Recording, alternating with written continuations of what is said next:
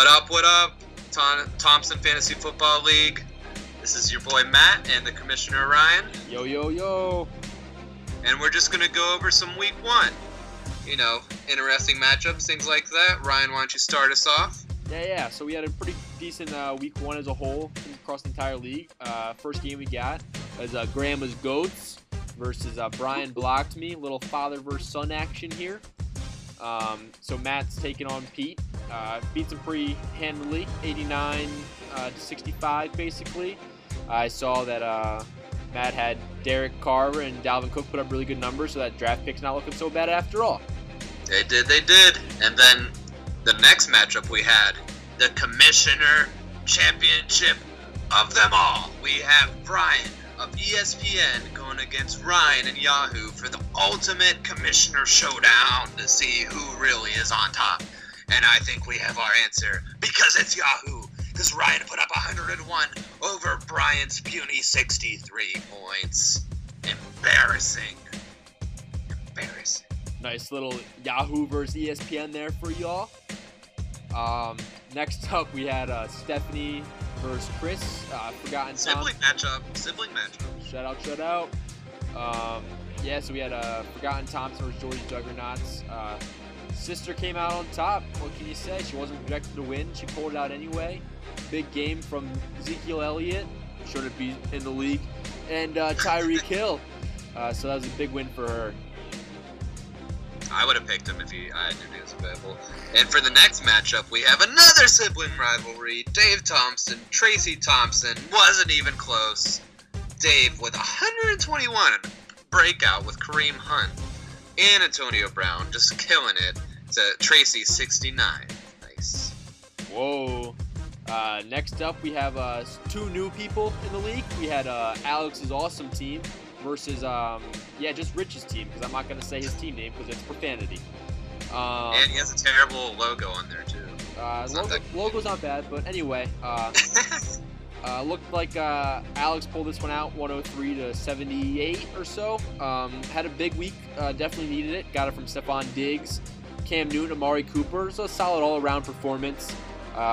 Rich's main guys just couldn't get it going with Emmanuel Sanders only putting up 4 points.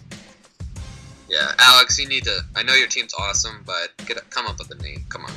All right, now we have another great name. ESPN is still better. Not really. Against Randy's Warriors, and ESPN is still better, who had the worst projected report card out of the draft. Came out on top, 73-59. Pretty big W right there. Guy starting out 1-0. Next up, we had the guy coming in, talking smack right away. Said he cares so much about fantasy football that he plays the Canadian Fantasy Football League. I kind of want to play now. How do you even sign up for that? That's true. I have no clue, but I'm definitely, I'm not interested. So talk to Matt now. Is Ricky Williams still playing for Toronto? Yeah, give me Johnny Manziel. There you go.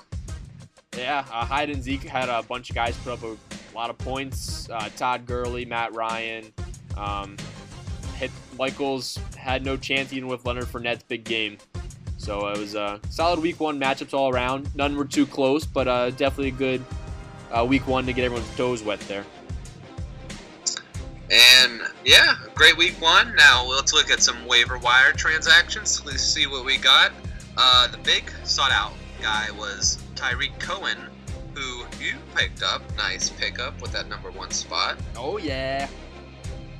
And then I have a grievance to file because I don't understand, Randy. Like, what the hell were you thinking? You had Deshaun Jackson, and you dropped him for some guy in Detroit who had a breakout game, and sure, he was sought after in waiver wire, but you had your options of dropping Shane Vereen, Kobe Fleener, Joe Flacco. You could have kept Deshaun Jackson in there too. He had a bye week one, and you cut him. You don't even know what you're having. Yeah, Deshaun. Yeah, sorry to cut you off there, Matt. Like Deshaun Jackson was your 6th round pick. I mean, most guys would have dropped, I don't know, their kicker first. So I don't know, just anybody. I dropped my kicker actually. Actually, he had Shane Vereen in round 14. I definitely would have dropped Shane Vereen first. Ouch. The other big pickup was a little cousin pickup. Tracy picking up Chris Thompson. in the draft. I know, that was a solid pickup. I should have drafted him. Looking even better, but at week 2. But we'll get to that in a second. Yeah. So, any other big waiver wire additions you see there? Just Brian Thompson can't decide which defense he wants. He drafts he has Atlanta, drops him, gets Green Bay, drops him, picks up Oakland, and I guess it was a good decision, but they're playing the Jets, so good luck in week 3, I guess. But other than that, I guess that's about it. Yeah. So, start off with you on this one, Matt, for week 2. Okay. Week 2, we had a lot of close games around the league. Much closer than week 1. Yeah, much better than week 1. So I have here Grandma's Goats playing a frickin' frack. You know, had to give that matchup right away.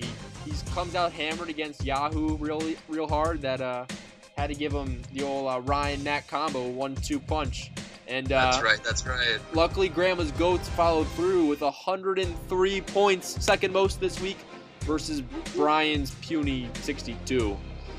I want to bring up the attention that Brian not only is 0-2, but is 0-4 combined in his Yahoo and ESPN league, and Ryan and I are combined undefeated. What up? Speaking of Ryan, he had the People's Commish versus Tracy's Tees team. Wow, that's terrible. Very close game though.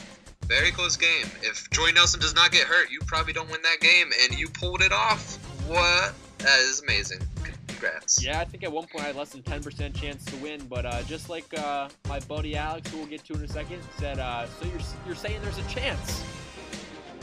You definitely had one. So next up we had little husband versus wife dilemma. I'm sure they were sleeping in separate bedrooms after this one night, where Eric comes out, wins 93-58. He had no mercy. He laid it all out there and crushed his wife, Stephanie. And he even benched all of her players when she asked for advice.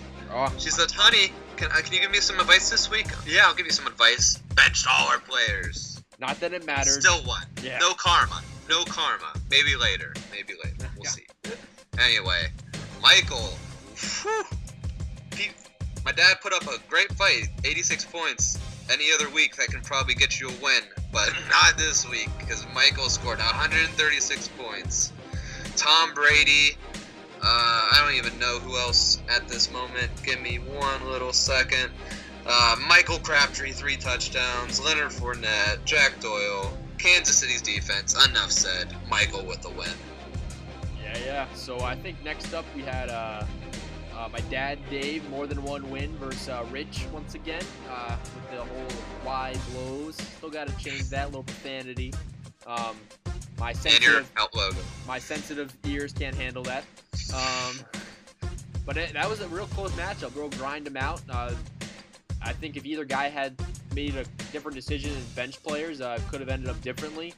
Rich ended up playing. Yeah, Dave, if he had played Marquise Lee, he would have won instead of Corey Coleman. Darren Sproles, anybody, would have helped out big time for sure. Yeah, but it was a nice close matchup. Kareem Hunt looks like he's the real deal. Big round 3 steal for you there. He's so far better than any other first-round draft pick. So yeah, none of us know jack shit. To be determined. Jay Ajayi had a bye week 1. Pretty good week 2. Let's give it some time. Yeah, all right. Give some time. Enough about that team. Who you got next? All right. In our next matchup, we have Randy's Warriors against Jordy's Juggernauts in the closest matchup to date that I recall. In Yahoo, anyway. Wow. Only like less than 86.3 to Randy's 87.87. Wow, he had Sidney Crosby looking him out on that one for sure. Ty Montgomery, 26 points. Des Bryant, Russell Wilson struggled. Tyler Eifert, but Matt Bryant, Atlanta kicker, 14 points. That's gonna help you. Yep. And last up, we had another sibling rivalry: Alex versus Brian Wheaton matchup. Alex had some injuries, didn't help. Greg Olson went down, but the guy who plays Canadian Football League Fantasy came out on top yet again. Todd Gurley lit it up for him. Baltimore defense looks like he's going to be a force to be reckoned with in this league for sure, boys. And I just want to bring up the fact that Alex had a 1% chance of winning with no players playing and Brian having 2 players. So I guess they were counting on some negative plays there. However, I went and scroll up to my dad's game again because I forgot to mention this. Even though he got blown out, he didn't even he had his kicker on Monday Night Football, and there was not even a 1% chance that M. Bryant was going to kick 58.18 points. Not a 1% chance that was going to happen. Not one. That's pretty funny. So I know. You would have think he would have had a 1% chance of scoring 58 points. Yeah. Kick like 8 60-yard field goals. I think it's not out of the realm of possibility. But other than that, that wraps up week 2. Definitely gonna try to do this every week or every other week, so you get back-to-back. So just look out for that in the message chat. Haven't decided what this is gonna be on yet. SoundCloud, iTunes, YouTube. Yeah.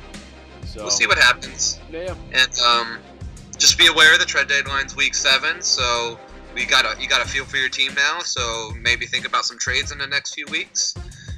We have 4 undefeated teams left, and we'll see if that keeps going to week 3. Yeah, I'll be undefeated. That's a guarantee. So. Me too. Good luck, Pete. All right, guys. Appreciate it, and have a good rest of your week, and good luck in fantasy football. Yep, and have a good week 3, Thursday Night Football. Oh, and we have a London game too. Jaguars, Baltimore. Beware. Nobody cares. All right. See ya. See you guys.